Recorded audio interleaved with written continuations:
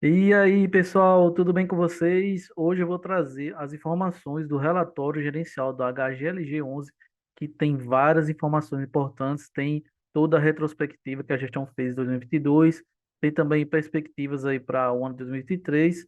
Mas antes de falar disso, vou pedir para vocês se inscreverem aqui no canal, deixa aí sua curtida, que vai me ajudar bastante a entregar esse vídeo e outros conteúdos aqui do canal para mais pessoas. Então, peço a ajuda de vocês, vai me ajudar demais, tá? Então não custa nada, é de graça, clica aí em inscrever-se e deixa aí também sua curtida. E também, se quiserem, o comentário se vocês têm o HGLG em carteira.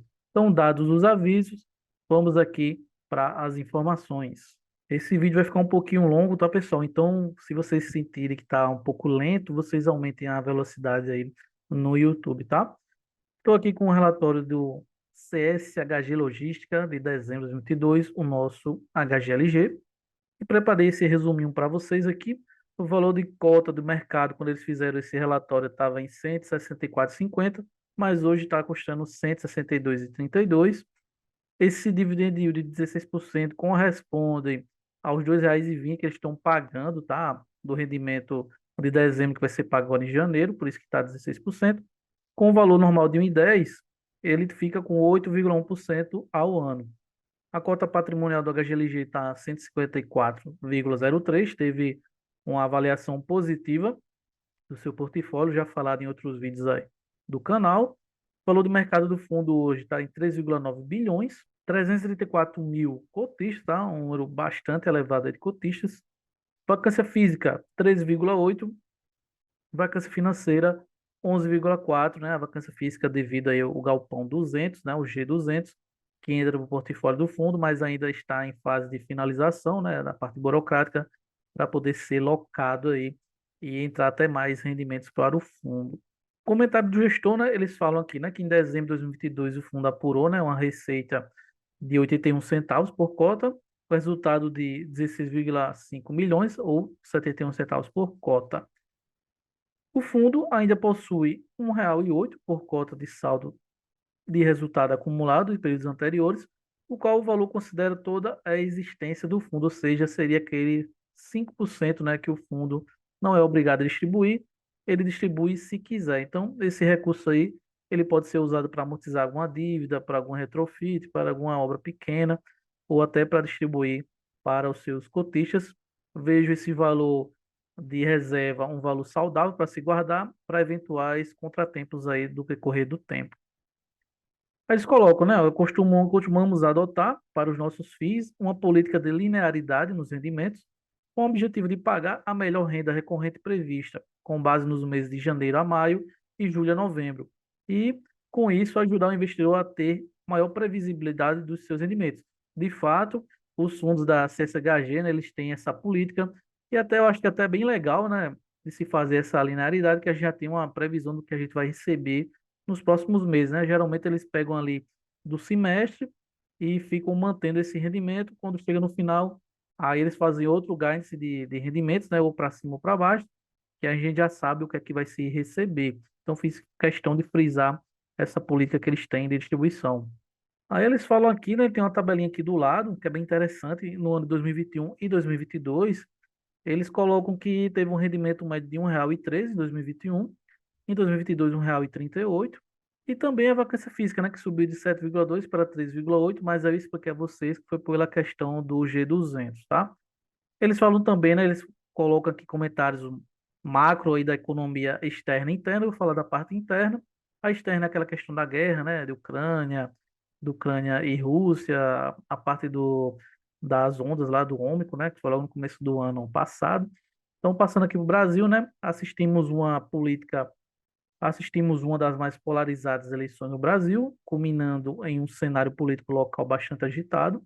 Isso tudo se traduziu no campo econômico, seja no incremento do risco fiscal, na volatilidade de indexadores de inflação e no aperto monetário global. Aí teve também deflação ali antes da eleição. Toda essa conjuntura faz com que a economia fique bem bagunçada e traz uma certa instabilidade, tá? Para a gente ver como é que vai ficar para os próximos meses, né? Aí eles falam aqui, né? com um cenário de base de incremento de pressões inflacionárias, mas com um período pequeno de deflação local, foi o que eu falei para vocês ali, de julho a setembro, e fechando e na oscilação da curva de juros futuros, né? Isso fez esse cenário aí fez com que os fundos imobiliários caíssem, né, os seus rendimentos, os de papel, né? Caísse também os valores das suas cotas no mercado secundário. Então, a partir disso, quando a equipe econômica do novo governo, né, tem uma nova ideia do que vai ser, né, do como vai ser, aí o mercado começa a precificar essas decisões, né? Ou para melhor ou para pior. Aí ele faz aqui também os comentários do resultado do HGLG, né? E coloquei na marcação o seguinte, né?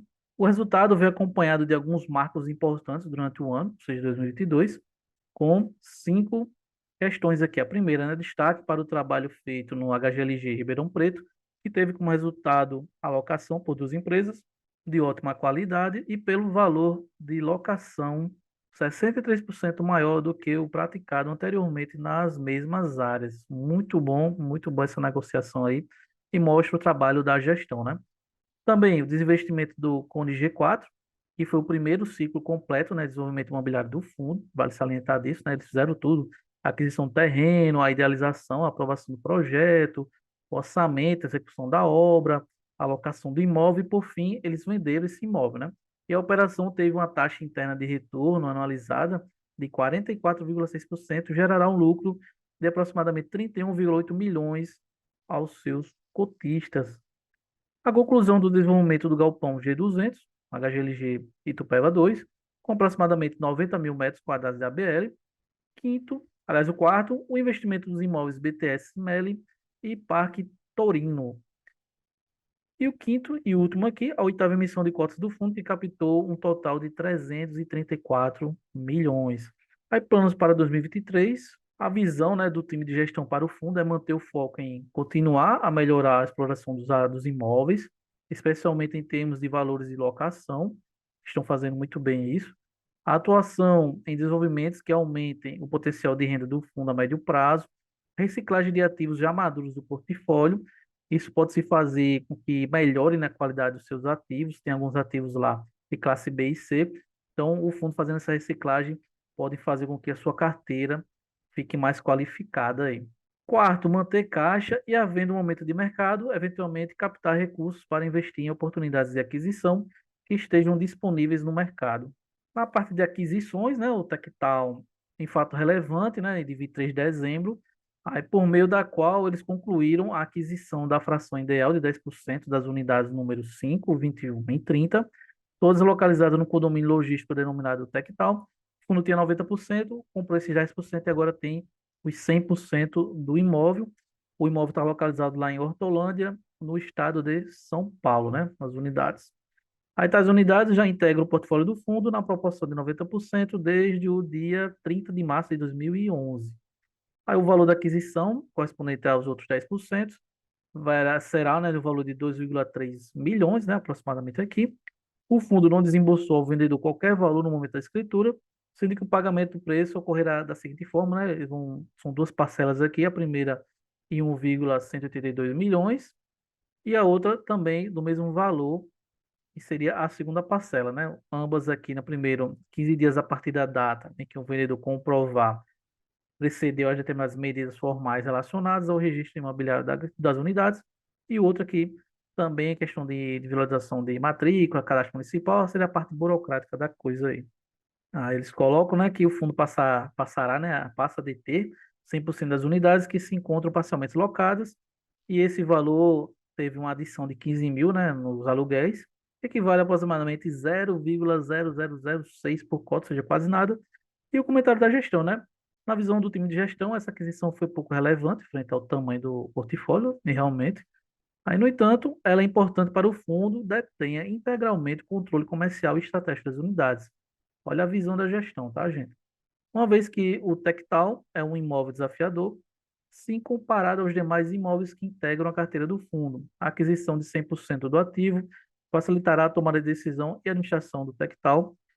No caso de novas demandas de locação, reformas e até eventual venda. Ou seja, esse imóvel do Tectal aqui não tem uma qualidade tão elevada aí com relação aos outros ativos do seu portfólio, tá? Então, eles fazendo as melhorias, pode ser até que eles vendam aí esse ativo. Não duvido, tá? Não duvido eles venderem esse ativo aí no futuro. Espero que vendam, né? Passar por outro ponto aqui, a alavancagem do fundo. A alavancagem hoje está na faixa de 8%, bem tranquila, ao meu ver, tá? Para o HGLG. Tem outros fundos aí com alavancagens bem mais altas. A gestão está trabalhando bem tranquila aqui com relação a isso. Eles têm aqui esse gráfico, né, da alavancagem, do modo decrescente aqui, né? Essa parte aqui em milhões, né? E aqui vai caindo a porcentagem conforme o passar dos anos. Aqui também tem um gráfico de amortização do saldo devido atual do CRIs, né? 4 CRIs aqui. Eles mostram aqui que 5% do resultado mais do fundo nos últimos 12 meses, que é o que ele tem, né, que não foi distribuído, eles colocam aqui o racional, né? O consumo de caixa anual necessário para fazer frente às amortizações das dívidas e destacamos em amarelo o valor correspondente a 5% do resultado médio do fundo nos últimos 12 meses, dado que seria este o capital remanescente e o fundo não estaria obrigado a distribuir aos cotistas. Aí nos termos de regulação vigente, né, que seria o regulamento dos fundos imobiliários. No pior cenário em que o fundo não tenha caixa disponível, este limite de 5% do resultado poderia ser usado para cumprir com as amortizações e pagamentos previstos sem impacto direto das distribuições de alimentos, ou seja, aquele resultado lá acumulado não distribuído, que eu falei lá no começo do vídeo, tá, gente? Na parte comercial, como eu já falei para vocês, não teve alteração na área ocupada do fundo e manteve a ocupação, né, a vacância física e financeira 3,8 e 11,4, respectivamente. Eles falam também que no período de festas e férias coletivas de muitas empresas atrapalhou a dinâmica comercial, com postergação de alguns processos de locação para o início de 2023, como ocorreu com as demandas mais avançadas para o G200, né, o HGLG Itupeva, tá, o Itupeva 2. No HGLG Ribeirão Preto, um dos locatários ainda não aceitou o ajuste do aluguel, abriu novas conversas para buscar resolver a negociação, sem necessidade de ação judicial. Estamos trabalhando em paralelo às conversas amigáveis na elaboração da peça, que será apresentada ao judiciário em breve, no caso de não haver acordo. Os nossos argumentos e elementos são bastante fortes e nos deixam confiança no desfecho favorável ao fundo. No HGLG Betim, seguimos aguardando e acompanhando o processo de evolução do imóvel, previsto para agora para o final de janeiro, com pagamento de multa de aproximadamente 10 milhões. Em paralelo, já temos o projeto de modulação do ativo, que poderá abrigar até 12 módulos, com áreas de 4.500 metros quadrados a 6.000 metros quadrados. E comercialmente temos recebido diversas consultas e visitas. Eles falam aqui no HGLG São José dos Campos, no Marquei, e do Washington Luiz. Eles têm tido, até marcado isso aqui, temos tido consultas e visitas de vários setores e estamos trabalhando com uma postura comercial mais agressiva a fim de reduzir a vacância de tais imóveis. Agora, o resumo 2022 e expectativas para 2023, né? Durante o ano 2022, o fundo firmou 39 acordos, sendo 8 de novas locações e expansões, um desconto, 5 rescisões e reduções, 3 renovações e 22 classificados como outros, né, que não afetam diretamente a ocupação do fundo, como cessões de contrato, alteração de índice, entre outros, mas que de alguma forma demandam um trabalho comercial ilegal. O trabalho comercial de 2022 foi intenso, apesar da ocupação do fundo se manter praticamente estável, né? Lembrando que o aumento da vacância do trimestre ocorreu pela contabilidade do HGLG e Tupéva G200, foi o que eu falei, como a área disponível para ocupação, ainda que esteja em fase de adaptação pelo condomínio do momento. Temos reduções pequenas de vacância no Tectal, no São José dos Campos, porém não teremos a ocupação do G100, no HGLG Itupeva, e do HGLG Washington Luiz. Aí, preste atenção, tá, pessoal? Que nos traz um desconforto e que certamente revisaremos a estratégia para 2023. Também havia uma expectativa de concluir uma negociação de locação no G200, ainda em 2022. Neste caso, temos a convicção que o imóvel terá uma boa performance de ocupação em breve, em função das negociações em andamento e pelo retorno que temos recebido do mercado em relação à qualidade do ativo. Nessa parte em vermelho, eu coloquei, né, em vermelho que é um ponto bem relevante do relatório que eu não queria deixar de passar para vocês e deixar essa reflexão aí e atenção sobre essa parte, tá? Aí não podemos deixar de destacar o case do G4, em que os times comercial, técnico e de aquisições trabalharam juntos para entregar uma obra complexa de galpão congelado, ocupado por grandes empresas a valores superiores ao esperado inicialmente, e que culminou em uma venda com lucro relevante aos investidores do fundo. O trabalho integrado das equipes tem sido um diferencial na performance dos fundos geridos pela CCHG, especialmente do HGLG. Esperamos colher mais frutos este ano. Aí, por fim, vale ressaltar o trabalho feito lá no HGLG Ribeirão Preto, que teve como resultado, né, de, aquela alocação da vacância de 10 mil metros quadrados por duas empresas de alta qualidade e que eles tiveram uma alocação 63% maior do que o antigo locatário pagava, né? Isso foi bem legal o que eles fizeram lá. E na segunda parte aqui, para 2023, nossa expectativa é de ajustar a estratégia comercial para os ativos que não conseguimos performar em 2022, que pode ser desde uma agressividade comercial maior, uma mudança de posicionamento de mercado, troca ou contratação de consultoria comercial, reformas, entre outros temas, né? Também olhamos com bastante atenção para o G200, que tem potencial, né, de locação, né, de grande impacto na renda do fundo, por ser um ativo desenvolvido desde o início a custo de construção, ou seja, nunca contabilizou locações no fundo e toda ocupação no imóvel será receita nova sobre esses 90 mil metros quadrados.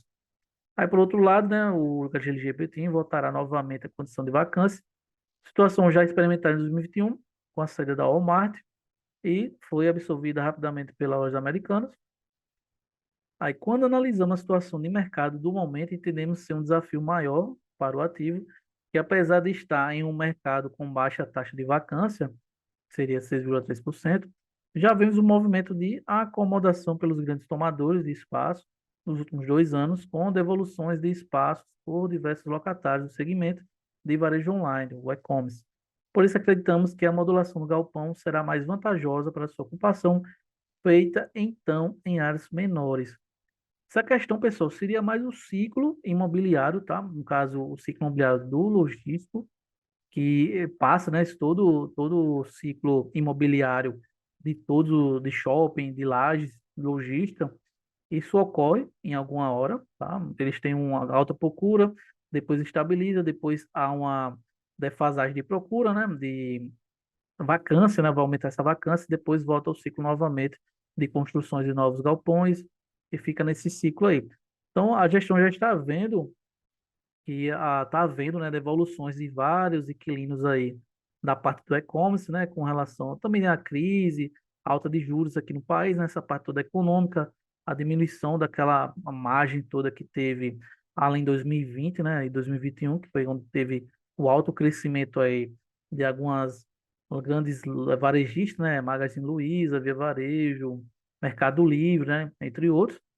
Então, isso fez com que agora, né, essa procura não seja tão grande como era naquela época ali, e possa ser que o HGLG ele demore um pouco a mais de performar, e eles fizeram essa divisão aí, né, essas modulações para agilizar, né, esse processo. Então, tomara que dê tudo certo, né? Na parte técnica, tiveram aqui algumas obras, né, no Master Labs, parte de obras, né, de reparos da fachada, pintura do imóvel aqui. Aqui no HGLG Ribeirão Preto foi concluída a instalação da nova comunicação visual do condomínio, tá? A placazinha aqui do condomínio. Aqui no HGLG Itupeva, na expansão fase 1 do G200, né, conforme já havia sido informado, a obra principal foi finalizada, estão no imóvel em fase de pré-operação, onde os itens finais de instalação do condomínio, como as contratações de equipes, de manutenção e conservação, serão implantados de acordo com o avanço das locações no empreendimento. A obra tem ainda um desembolso residual a ser realizado para o mês de janeiro, e por isso, a partir do mês que vem, não será mais reportado nos relatórios gerenciais os gráficos com a curva de avanço físico-financeiro dessa obra. Aqui no HGLG Itupeva, a quarta opção aqui, a quarta questão, né, o G300 e o 400, em dezembro a obra alcançou um avanço físico de 89,02, enquanto o avanço financeiro ficou em 63,72. A previsão de conclusão da terraplanagem se mantém para o final de janeiro de 2023. Aqui algumas fotos, tá, da obra. A rentabilidade do fundo, né, desde o início, lá em 2011, 442,8% contra 174,5% do CDI. Fontes economáticas. Na composição da carteira, né, o patrimônio líquido do fundo, 3,6 bilhões, sendo que 446 aqui foram das aquisições, que vai ser pagas posteriormente, né, pela questão da alavancagem. Tem 196 milhões de LCI, 133 milhões em CRIs, 420 milhões em fundos imobiliários e 2,997 em imóveis aqui, 23 em outros, tá? E parcelas a receber, 142 milhões. Essa parte aqui dos detalhes de aquisições e parcelas a receber, deixei aqui em verde, né, o que é que nós, cotistas, vamos receber para os próximos meses. Eles colocam aqui até 6 meses, né? Então, vamos receber 52,1 milhões da venda do cônjuge G04, 66,9 do ativo em Uberlândia e 10 em venda de terrenos em Extrema, tá? Isso, os dois primeiros em até 6 meses, o outro de 6 a 12 meses, e o terceiro, o quarto aqui, né? O da multa WBMB tinha aqui de 12,9 milhões, maior do que 12 meses. E os outros são as aquisições que o fundo vai ter que pagar esses valores aqui, tá? Nesses tempos aqui também. A evolução daqui da vacância física e do aluguel mensal por metro quadrado, o fundo está conseguindo subir aqui seu aluguel mensal, né? Seu aluguel médio aqui. A vacância subiu pela questão que eu falei para vocês, da adição lá do G200. Quando ele começar a ser locado, essa vacância tende a cair. O vencimento dos contratos está bem tranquilo aqui, não tem muita coisa para 2023. Revisional dos contratos 2023-2024 aqui vai ser bem importante, que fica na faixa aí de 53% das revisionais contratadas aqui para esse ano de 2023 e 2024, né? 16 agora e 37, mais relevante no ano que vem. Isso pode se fazer com que o fundo se consiga, né? Maior projeção de rendimento aí com essas revisionais, né? Esperamos que esse ano e o próximo seja mais tranquilo, seja, né, ótimo aí para a questão logística. Aí faz com que beneficie isso aí, né? Fique mais fácil a negociação.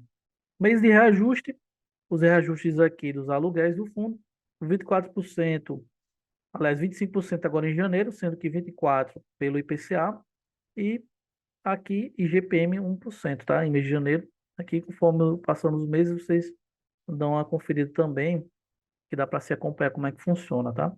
Nos tipos de contrato, 32,5% atípico e 67,5% típicos. Classificação dos ativos aqui, ó, bem distribuída aqui com um bom portfólio, ainda contendo aqui 10% de um imóvel B e 8% de C. Na parte dos imóveis logísticos aqui, eu não vou mostrar para vocês aqui as fotos, tá, as informações, mas basicamente vai ter lá o tamanho do imóvel, né, a BL, o endereço aqui, a participação do fundo, vacância, os números de locatários e a classificação. Então, eu fiz um resumozinho aqui dos inquilinos imóveis.